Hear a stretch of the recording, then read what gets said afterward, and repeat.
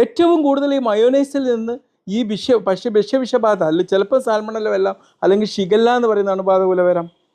ഈ food poisoning വരാൻ സാധ്യത എന്ന് പറഞ്ഞു കഴിഞ്ഞാൽ കൂടുതലും നമ്മൾ റോ ആയിട്ട് പ്രത്യേകിച്ച് കടകളിലൊക്കെ അപ്പം അങ്ങനെ ഉണ്ടാക്കുന്ന മയോനൈസ് എന്നായിരിക്കും.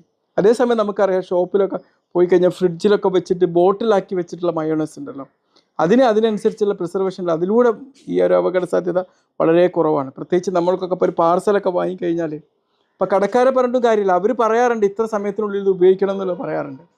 ഇത് ഫ്രിഡ്ജിലൊക്കെ വെക്കാതെ നമ്മൾ ചിലപ്പോൾ വണ്ടിയിൽ വെച്ചിട്ട് ചിലപ്പോൾ നമ്മൾ ഇതിൻ്റെ പാർസൽ വാങ്ങുന്നത് ചിലപ്പം 1 മണിക്കായിരിക്കും. പിന്നെ നമ്മളിത് ഉപയോഗിക്കുന്നത് ചിലപ്പം 2 മണിക്കൂർ കഴിഞ്ഞിട്ടൊക്കെ ആയിരിക്കും ഉപയോഗിക്കുന്നത്. അപ്പോഴേക്ക് ഈ മൈനസിലേക്ക് ഇതിലേക്ക് സാൽമണില്ല കണ്ടാമിനേഷൻ വന്നിട്ടുണ്ടെങ്കിൽ അത് യൂസ് ചെയ്യുന്ന സമയത്ത് പിന്നെ ഈ ഒരു ഭക്ഷ്യവിഷബാധ വരാൻ സാധ്യതയുണ്ട്. പക്ഷേ ഇത് ശരിയായ പ്രോപ്പറായിട്ട് രീതിയിൽ മുട്ട ചൂടുവെള്ളത്തിലെടുത്ത്